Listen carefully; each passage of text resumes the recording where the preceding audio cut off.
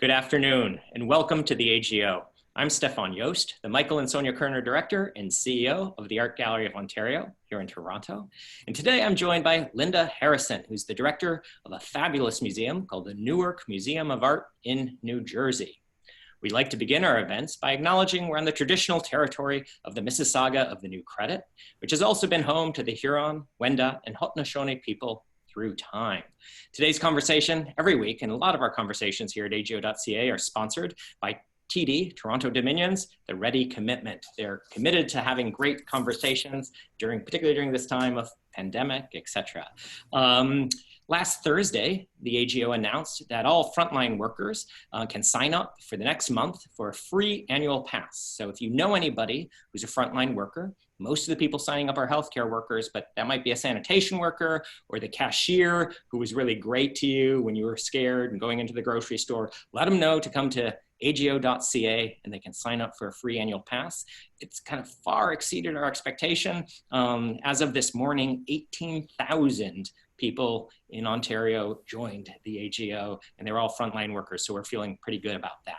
This week's chat will be the last one for a little bit. I'm going on summer vacation. I think we've all been working pretty hard, and I'm going to go to Quebec City and Ottawa for a bit, but we're really grateful for all of you who have signed in and listened. Attendance on these has been really great. We've spoken to the director of Montreal, Boston, Miami, Kalamazoo, the Tate, Atlanta, the Power Plant, MoMA in Brooklyn, and today we're joined by Linda from the Newark Museum of Art. So welcome to AGO.ca, Linda. Hey, thank you, Stephan. I'm glad to be here, and thanks for having me. We're thrilled. We last time we saw each other was in Atlanta, Georgia, at the beautiful High Museum of Art, where we had a nice gossipy dinner. I know. I love that. Great. It's great. You're a great dinner guest. Yeah, as you or are. Dinner mate, I should say.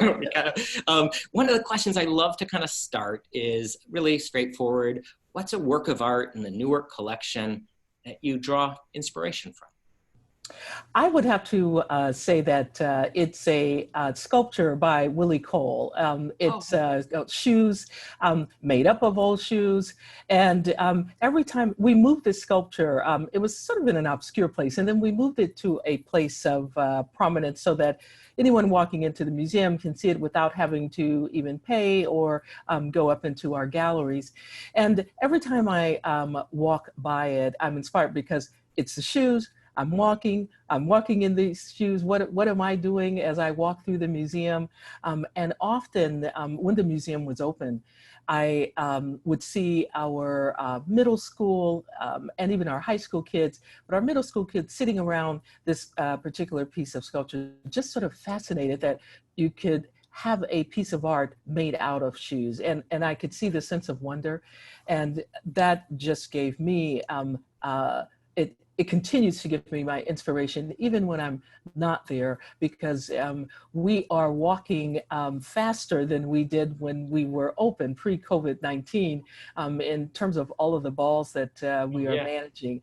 And it's when I sit back and think about it, it's okay, we will weather this storm, but it takes a lot of walking through Zoom rooms to manage a few businesses at the same time, your old way of doing business simultaneously with the new way that museums will need to operate. When do you think you guys will reopen? Is that clear yet, or is that still...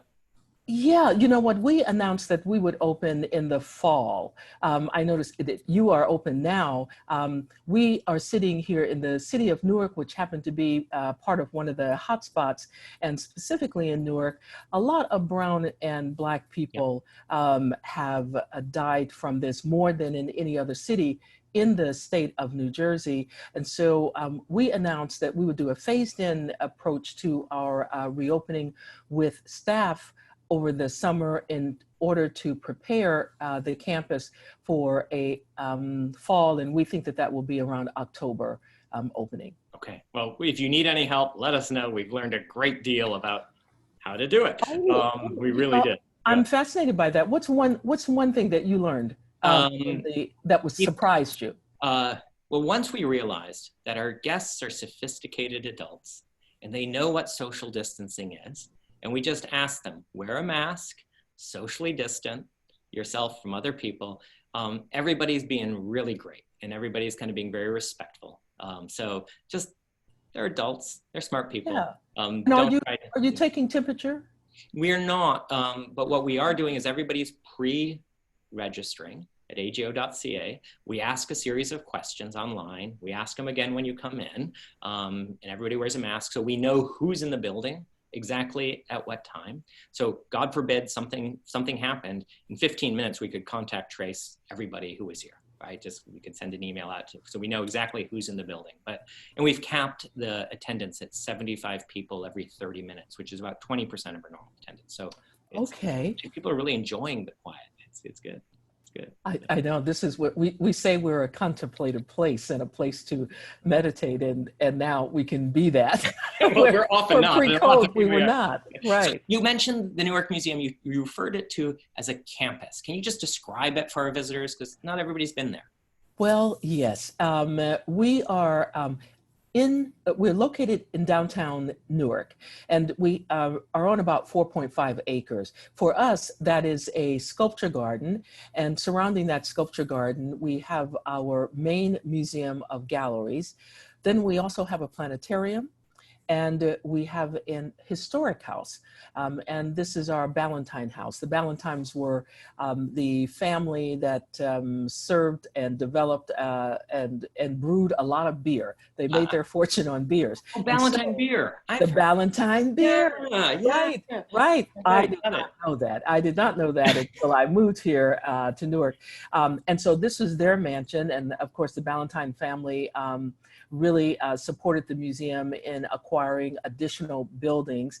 So it's from the historic house through to the main building that has our galleries, then our building that houses our offices, and we surround a really beautiful sculpture garden, literally right in downtown Newark. Newark's been doing really great the last years. You know what? This is something that people really, a number of people still may have the perception of Newark as that place that 50 plus years ago now, the 67 uprising, which was the riots, which was really, the Black folks just said, we've had enough. And so some people refer to it as a riots, but really it was a rebellion for the rights of how Black folks were treated. And this is so amazing because the treatment by the police at that time was just horrendous. And where are we today? Back at that same place. And with that, there was really a major exodus. I mean, the white people just left. And a lot of them didn't come back who had the businesses. So the business community left, and a lot of just devastation in Newark. And you fast forward, Senator Cory Booker, former mayor here, start putting some things in place. And then now the current mayor, Ras Baraka, his father was Amiri Baraka, the poet. Oh, right. And got it. All right. Right. Okay, and his father was arrested in the 67 riots for protesting. Yeah. So we like to think we have an arts mayor. Because he is a poet himself. He comes from a family. But what he's also done, the police department has completely transformed themselves, quite diverse. And so the protest march here, Newark is really becoming an example of how to do this in a peaceful way. Yeah. Peaceful protests. The mayor led the protests. The chief of police helped and led the protest. No gear, no SWAT team gear. And so this really started changing the narrative. The narrative has been changing, but this has helped because it got recognized. Different news outlets, New York Times wrote about it, that it's a different narrative. Companies like Audible moving here, Mars Candy moving here, their headquarters. And so we're all really trying to work as anchor partners to transform the city as we transform our organization. And there's quite a vibrant artistic community too. Well, you know what? This is what surprised me. I just did not know. In fact, like the artist Willie Cole, Yeah. raised here in Newark, walked the streets of Newark. Oh, yeah. So we have a really robust artists, not only visual artists, but performing artists. And so this is where we are really trying to make the museum a place where these artists can be in conversation. A number of our artists' talks have been how artists are surviving and responding to COVID-19 and how they can support each other, and not just each other, just perhaps even people in their community where they may not have thought of, oh, I could just give art supplies, supply them to my neighbors on this block so that their kids can really participate in art. So it's been this part of our having to adapt with COVID-19 has really allowed us to be closer to our community. It's been very tough. A group of our donors, within 4 weeks, we raised a little sum of money, and we selected 10 artists who were close to us to then select 10 artists, and they all got $1,000. So we gave away just over 100,000 just cash, because in the first weeks in particular, it was very, very unstable. And so kind of throughout Ontario, we just kind of moved money directly to just over 100 artists, just to kind of, signal like, hey, we know this is hard. Kind of. That's pretty impressive. I'm going to have to tell my board of trustees about that. We have the city raised, really the mayor just said he was going to put $750,000 into a artist fund created. The director of arts and culture created this position to give then artists support. And so they could apply for these funds. And this would be something that the city wants to do ongoing. And we were part of making sure that artists really know that these funds exist. But I think this is what some of the good things that are coming out of supporting the artist community. And I'd like to do a little shout out here to people listening. The best way you can support an artist is to buy their work. Right? There it is. Just buy their work. There's a lot of local dealers who have a lot of art, and sometimes people are scared to buy art, and sometimes it's just saying, hey, I've got $1,000, I want to buy something, what can I buy? And then the dealer can show you what the options are. Right. You know what, Stephen, that reminds me of an artist I was fortunate enough to meet, Betty Saar. Oh, yeah. She said, you know what? And only like Betty Saar, a woman of a certain age, can say, honey, just buy the art you like. That's how we all started. We just traded each other's art. We bought art that we like. And then you wind up, you look around and you have a point of view. And also at that same time, it's affordable. So tell me, we got a question that came in here. Somebody asking about the painting behind you. Okay, see, that's having something that you like. Well, this painting was done by my father-in-law. So my wife and I, when we were first dating, and then we visit, the family on both sides, and her father, his name is Bill Anderson. He's now since passed away, and he was a psychiatrist, and so when he retired, he started painting. No one in the family liked his painting. They thought they were like, just a little scary, kind of bizarre. I loved him. I come to dinner for the first night to meet everyone. And I went crazy. And so when he passed away, everyone just said, oh, Linda, you can have all the paintings. And so there are several, and there are throughout the house. And I just think that they're wonderful. And it reminds me of him. Oh, nice. That's when there's a nice connection. They ask also, what's the sculpture behind me? As people see, there's a sculpture behind me. Yes. I like you kind of whispering my ear. It's a guy singing, a German artist named Ernst Barlach, who was basically worked very closely with Kathy Kollwitz, who is a great German artist as well. But you know, like most museums, we've got vast quantities of great art in the basement. When I arrived here, I looked in the basement and I wrote my first undergraduate art history paper at Hampshire College on Ernst Barlach. So, you know, when I was 18, I wrote a paper on this artist. I thought, oh, you know what? He kind of inspired me in part to be an art historian. So I included. I love that story. Anyways, Great it's story. the personal connection, right? It's your father-in-law. Yeah. Kind of. See, I didn't grow up with the art history as a background. I'm actually the outsider coming in to the art world, and my first experience with art. Well, actually, when I first went to in Chicago, I grew up in Chicago. Went to the Art Institute school tour, and really thought art museums were for white people. Yeah.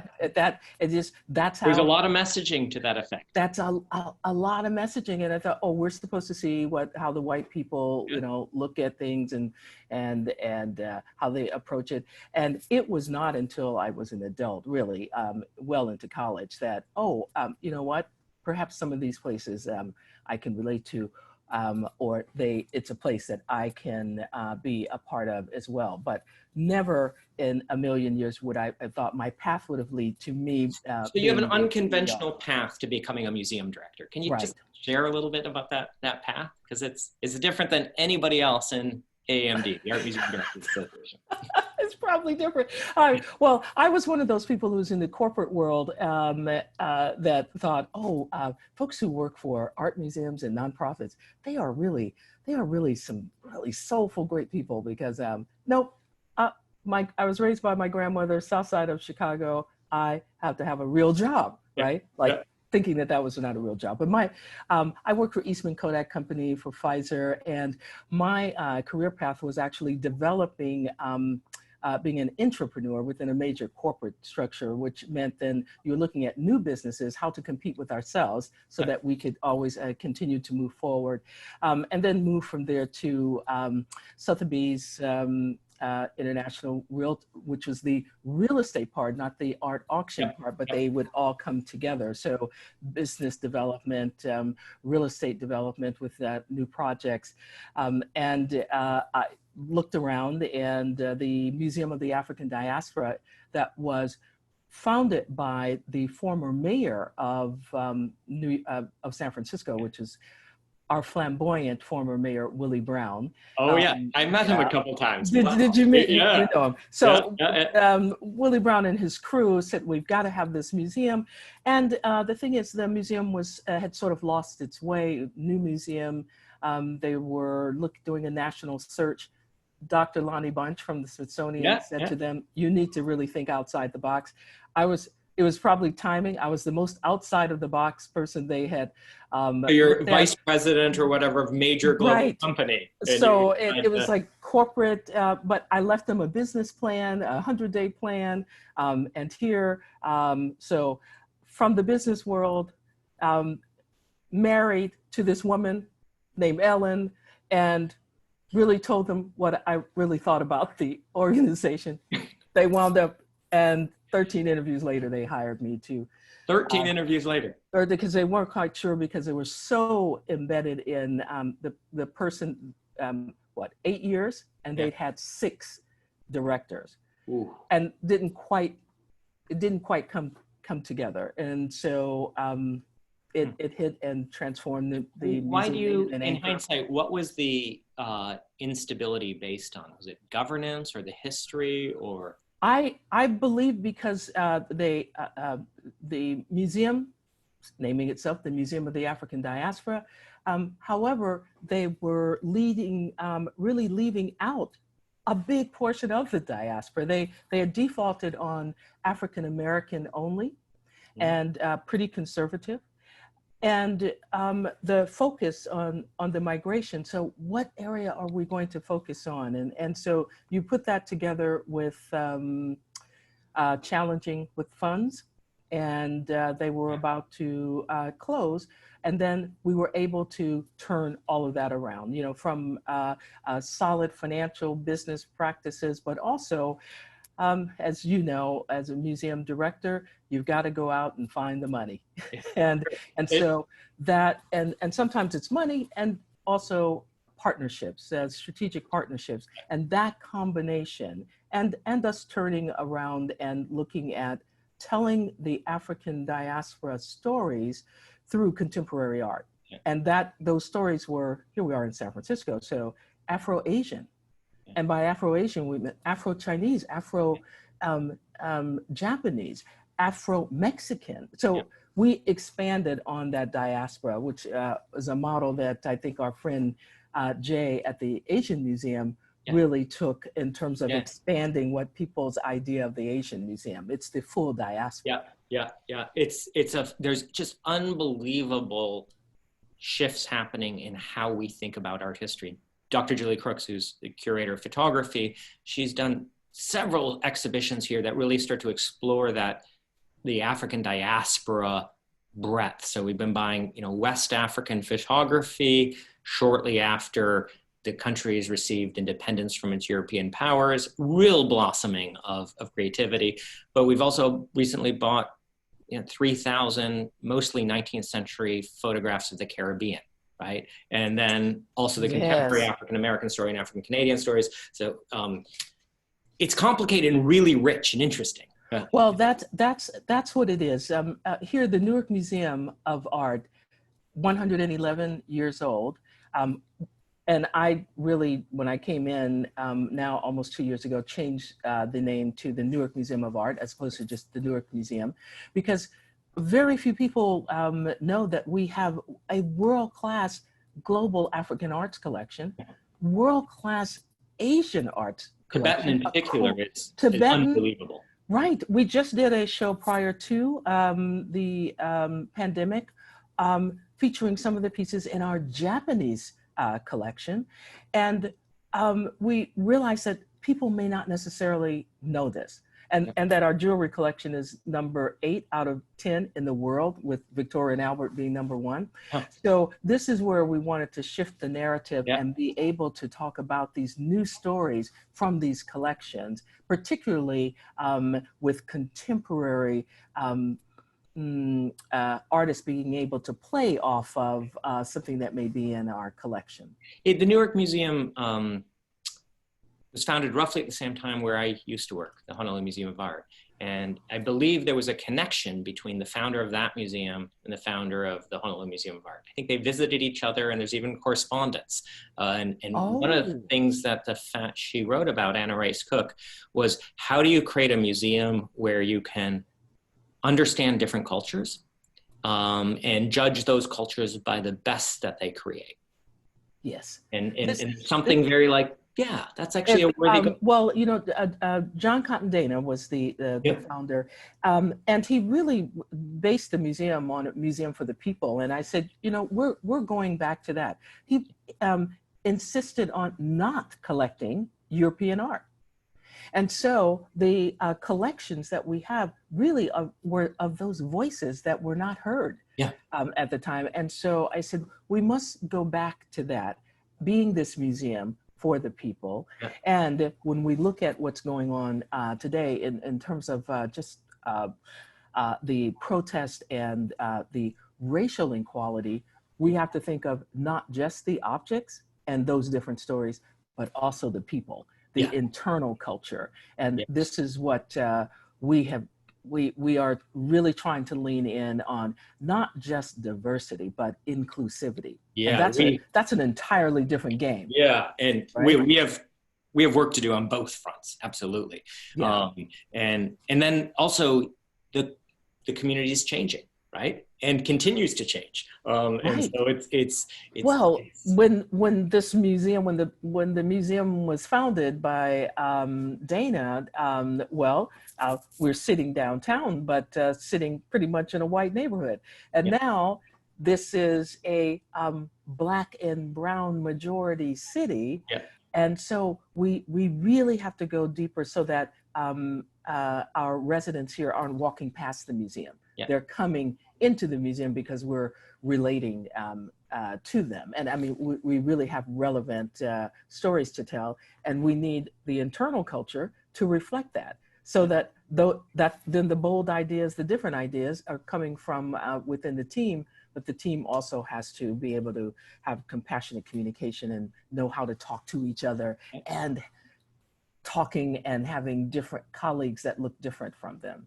Yeah, it's because the field has had some pretty strong biases, art history in particular, where so there's work to do. Oh, yeah. What do you imagine the Newark Museum of Art in 10 years? How do you know if you're successful at what you're trying to do? Do you have a sense of that? Well, I would say that we are a destination museum that people will want to just put on their bucket list coming to Newark. Yeah. And coming to our museum in particular, and because we are really telling stories through the art object and our programming. I don't want to leave out the programming. Actually, public programming is equally and sometimes even more important, because everyone doesn't experience things the same way, the power of art. But I want to see that we have this hub where people really rely on us digitally or coming in person on how we can enrich their lives. And sometimes enriching their lives is giving them a breakthrough on a different culture. Yeah. It's just, I feel like it's our job. Complex and wonderful, and it's that you can travel by coming here, and we hope that this campus will also be a place that we are looking at adding housing to the campus, apartments that will surround the campus. So this is helping the city and helping us have a really vibrant arts district. So you can live in a townhouse or an apartment, you walk out, you're coming to eat at one of our cafes or restaurants, and you could watch movies, or if you never want to even look at a sculpture, you just want to come and look at what some of our In Conversation programs are about, or one of the American galleries, it's okay. We really want you to enter in that way that is impactful to you. And so I'm hoping that's what we'll look like. So one of the questions we get when we have these conversations is, what would you advise students, right? When let's imagine a student here, they admire what you've accomplished. You've been in the business world, you have incredible financial skills, you've got incredible entrepreneurial skills, you're now working for a significant museum in Newark. What's the advice you give to students? I would say to students, first of all, I want to work for them when they take over the world, because they're taking over the world younger and younger, and I'm just so impressed. One of the things is having students look at the museum as an opportunity across the organization. Sometimes the museums get the reputation that there are only opportunities for you and for your career in the art curatorial piece. And yet, none of this can work unless you have a dynamite marketing and communications and social media strategy, the business development team that really understands how to get the funding for particular projects. There are all of these different jobs, and there are jobs that we don't know exist yet as we are adapting ourselves and transforming. So I would share with students to keep your minds open, and particularly when put yourself in experiences, even in volunteering, where you wouldn't think that what value will that bring, but your volunteer work allows you to play with various different people and at senior levels who will look at you or observe you and go, oh, maybe that person ought to come and work for my company. I look back at people like, well, how did you learn budgeting, et cetera? And I'm like, well, my paper route in Michigan, and then the other was 4 years in catalog production at Sotheby's in New York, right? Making those catalogs, right? But it was all about money coming in, money going out, right? So not glamorous, but I learned a lot there. It's so crazy. One of my internships volunteered, then they wound up thinking, okay, maybe we'll pay her. J. Walter Thompson ad agency in Chicago. Yeah. Totally just opened my world up to a lot of different areas in the business world. So I'd say, just go for volunteering where you think you just want to learn something. Yeah. Something totally different from what your track is at school. Yeah, yeah, that's that liberal, broad curiosity kind of thing. Just want to thank you very much for joining us today, and I hope that you get a chance to visit us right here. Yes. You want to keep on going for a little bit? I owe you a visit. I totally owe you a visit. I can't believe where our time is. Oh, we can. Where the time is gone. Minutes if you want, but okay. We'd love to have you visit and maybe even give a talk here. Well, I would love to visit because Stephan, you are on the cutting edge of what museums are looking at and what they're trying to accomplish in terms of the membership that you opened up with the annual membership that you're providing. $35 and sometimes these are it's so simple, but yet we don't see it. And it's quite impressive, and I do want to come to your museum. I think we would have a lot to learn from the Newark Museum as well. So when the borders reopen, we would love to have you visit. It's a very quick flight here, and I think we would just love it if you came and shared your knowledge and thoughts. Consider me there. Okay, it's okay. Thank you very, very much. Have a great rest of the afternoon. Thank you. Bye-bye. Bye-bye.